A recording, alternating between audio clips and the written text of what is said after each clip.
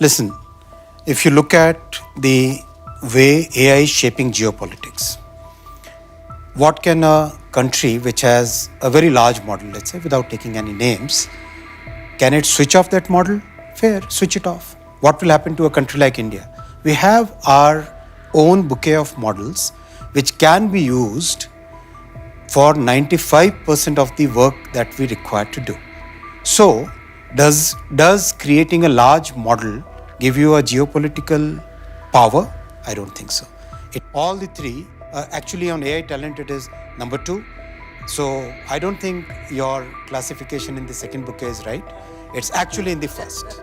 So Ashwini, incredible talent base, fastest growing major economy in the world, an AI player, but clearly in the second grouping that Kristalina is talking about, have to think about alignments with the United States or China to a degree, but how much do you have to think about that as a country like India? How much can you chart your own course irrespective of what the Americans and Chinese are doing? Actually, clearly in the first group, and the reason for that is there are 5 layers in the AI architecture. The application layer, the model layer, the chip layer, the infra layer, and the energy layer. We are working on all the 5 layers, making very good progress in all the 5 layers. On the application layer, we will probably be the biggest supplier of services to the world. Go to an enterprise, understand the business of enterprise, understand the working of that enterprise, and provide that service using AI applications. That's going to be the biggest factor of success or successful deployment of AI, because that's where ROI comes from. ROI doesn't come from creating a very large model. 95% of the work can happen with models which are 20 billion or 50 billion parameters. We are creating a bouquet of such models. We already have a bouquet of such models which are now being deployed in multiple sectors to increase the productivity, to increase the efficiency, to increase the effective use of technology. So our focus is very much on making sure that AI diffusion happens in a very big way. And I don't know what the IMF criteria has been, but Stanford places India as 3rd in terms of AI penetration, in terms of AI preparedness, and in terms of AI talent. All the 3, actually on AI talent it is number 2. So I don't think your classification in the second bouquet is right. It's actually in the first.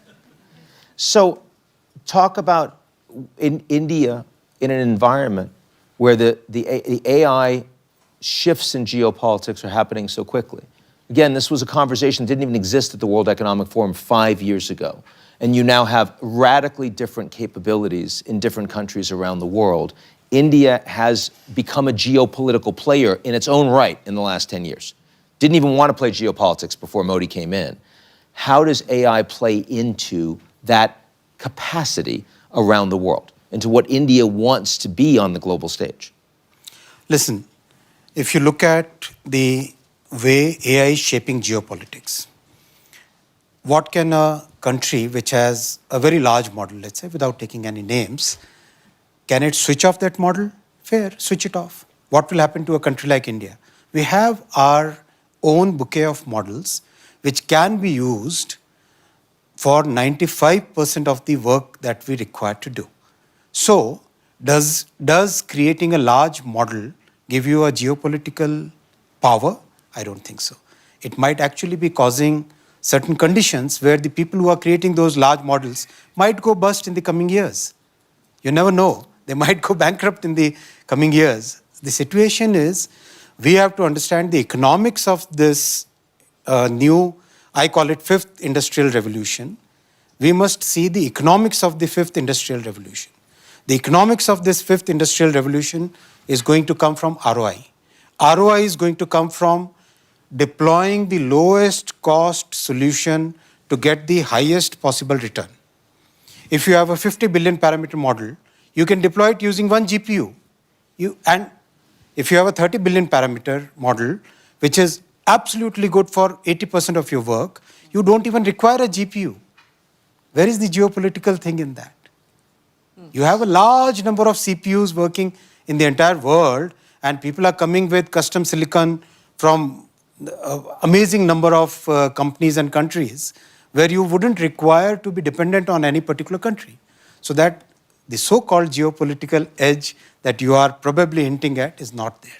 So when you think about how AI can be used, I mean, technology, India already did an incredible job with the Aadhaar. Suddenly, you're able to bring public services to people, and you're improving growth, and you're improving their per capita income without actually blowing out the budget.